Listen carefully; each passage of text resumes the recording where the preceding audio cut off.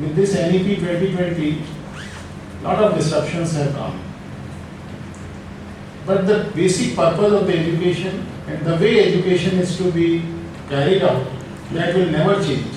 Whatever policy document we may have, starting from the Radhakrishnan Commission report to NEP 2020, that will never change.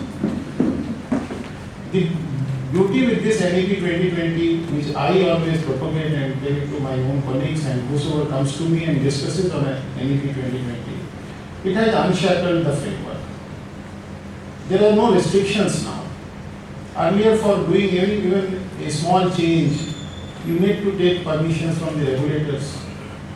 And those permissions are now not required because there is a policy framework which is going to support your initiative.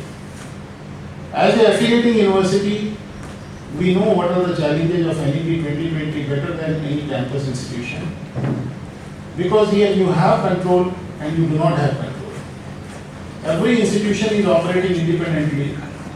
They have their own limitations.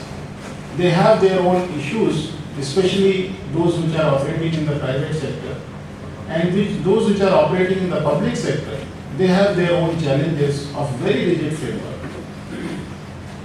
I always advocate that the NEP 2020 should not in any way lead to again putting the rigid framework for carrying out the education, which should not happen, which unfortunately is seen to be happening at some places because we want to have a common syllabi, we want to have everything we want to have common, which is not a good idea as far as the higher education is concerned.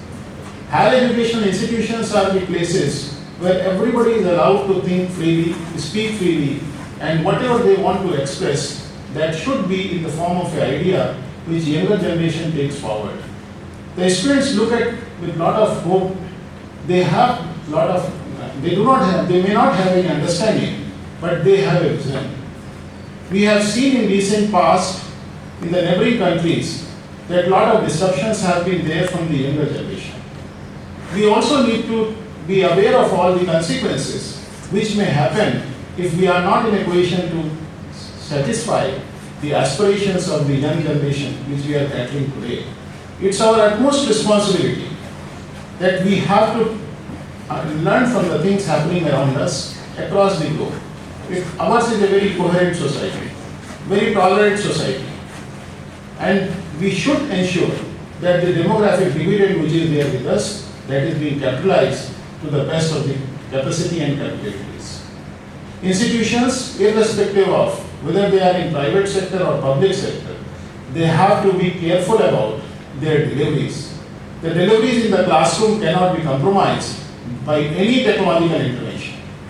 There is a growing culture of having the online education. I am also a strong advocate of the technology uses in education, but not for replacing the conventional teaching methodology, but for only supplementing it.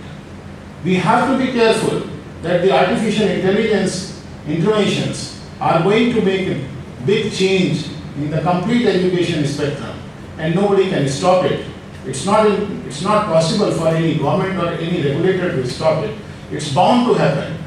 Those who are from the young age, they will continuously look for the avenues for satiating their own desires and aspirations. They will keep on upgrading the technologies. They will keep on bringing the transparency and accountability in the system. So we have to be mentally prepared for it, and as an educator, we have a different set of responsibility, which is not similar to anybody who is sitting in the administrative sector. They may have their own regulations, they may have their own limitations in terms of the deliveries, they may have their own concerns, but we know what is the desire and what is the aspiration of the student in the classroom.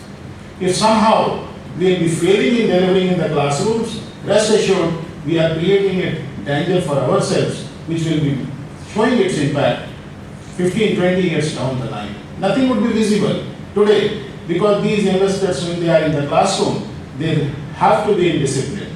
The teacher exercises a lot of control on them. There are various states associated to them, so they will never speak. But the damage which we are creating, the gaps which we are going to inculcate, the capability and the we are only providing them information. We don't want to provide them knowledge. That's again a very big change which we have. So the knowledge impart, the process of knowledge imparting has to be kept very sacrosanct, and we have to be committed for it. It's applicable for everybody from the teaching community, starting from the kindergarten to the highest level of education.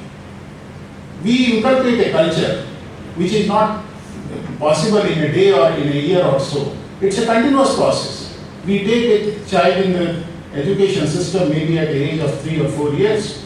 We allow them to continue till the age of 25, 30, or we allow them to go beyond that. But during this process, whatever they learn, that should be worthwhile for imbibing them with the capabilities to run their livelihood on their own. We have to be very careful about the employability aspect. We cannot roll out the employable graduates for any particular industry. We can only imbibe certain capabilities, and the capabilities have to empower an individual to run his or her own show across the life of 3-4 decades, that is active period of life. There is no solution. Any higher education segment cannot provide the solution. Even if you look at the situation across the globe in the most developed nations, there also these challenges are there. But the integration of the industry with the academia is so well that the changes are possible, and the inculcation of the desired attributes happens continuously, and we do not perceive any special thing happening during the process of education. So I hope this particular National Visioning Conference is going to be a worthy one, where there will be a lot of deliberations, and those who are participating, they should speak out like a teacher, not as the administrator, and better you speak out the challenges which you have in the classrooms and try to solve them through your own capability, through the set of teachers which you have in your command, because nothing can replace the human intervention, that is the physical interaction in the classroom between the teacher and the students. With this, I extend my best wishes to the organizers and hope that the event which you are holding today in Uttarakhand would be a worthy one, and you will be going ahead with some good memories, also some good deliberations coming on record. Thank you very much for coming to the Uttarakhand Technical University and Uttarakhand. Jai Hind.